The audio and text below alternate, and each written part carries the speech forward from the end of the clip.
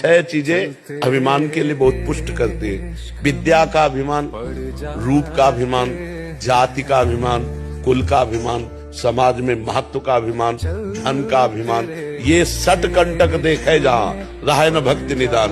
ये 6 प्रकार का अहंकार जहां जागृत होता है वहां भक्ति महारानी कदम भी नहीं रखती है।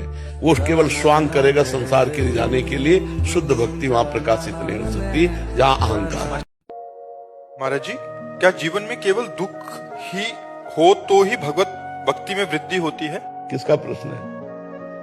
हाँ, जरूरी है। भगवान कृपा करें और हमें दुख दें, जिससे हमारी अंदर की वासना नष्ट हो और उपासना शुरू हो जाए। जब तक दुख नहीं पड़ता तब तक शरणागति नहीं होती।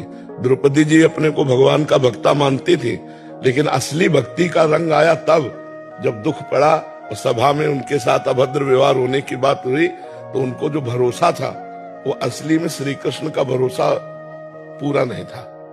पहले पतियों का था, फिर समाज का था, फिर अपना था और बाद में श्री कृष्ण का था। नहीं था। ये पता कैसे चला? जब दुख आया तब पहले पतियों में भरोसा गया, फिर भीष्म आदि में भरोसा गया, फिर अपने हाथ से पकड़ा, और जब देखा कि अब नहीं तब त्राहि माम, हे द्वारिकाधीश, हे श्री कृष्ण, भगवान वस्त्र रूप में यहीं प्रकट हो गए। और हमें लगता है विपत्ति और दुख ये वो अमृत है जो भगवान से मिला देता है। यदि सत्संग हो तो, शर्त है यदि सत्संग हो तो, नहीं तो विपत्ति और दुख सबको प्राप्त हो रहा है, वो उसकी निवृत्ति के लिए और पापाचरण कर रहा है। अगर सत्संग हो तो विपत्ति और दुख भगवान से निश्चित मिला देता है। कि व्हाट इज स्पिरिचुअल लाइफ? सुबह उठ करके पूजा करना, अगरबत्ती दिखाना, भगवान के आगे तिलक लगाना, उनको भोग लगाना, प्रणाम करना, हनुमान चालीसा का पाठ करना, गायत्री मंत्र बोलना, इसको स्पिरिचुअलिटी कहते हैं। तो ये सब रावण भी करता था। अभी रावण की बात करके आए हम। रोज त्रिपुंड लगाता था, महादेव की ऐसी ऐसी स्तुतियां गाता था कि महादेव उसके सामने आकर के खड़े हो जाते थे। देवता नतमस्तक रहते थे। सारे वो काम आते थे जो एक आध्यात्मिक व्यक्ति जीवन में अपनी दिनचर्या में करता है, पर उसका मन शुद्ध नहीं था।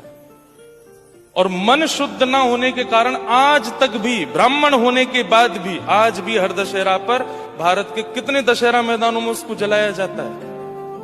इतना नाश तो किसी का नहीं हुआ जितना रावण का हुआ। हजारों लाखों वर्षों से जलता आ रहा है। ऐसा किस बात का स्पिरिचुअल था वो? स्पिरिचुअलिटी केवल और केवल उसके बाह्य रूप में थी, मन में नहीं थी, मानसिकता में नहीं थी, बुद्धि में नहीं थी। इसके बाद भी क्या अधोगति हुई रावण की। लोग कहते हैं बहुत अच्छा था, भगवान के हाथों मरा। भगवान के हाथों मरा, लेकिन आजकल तो हम इंसान ही मार रहे हैं उसको। ऐसी अधोगति।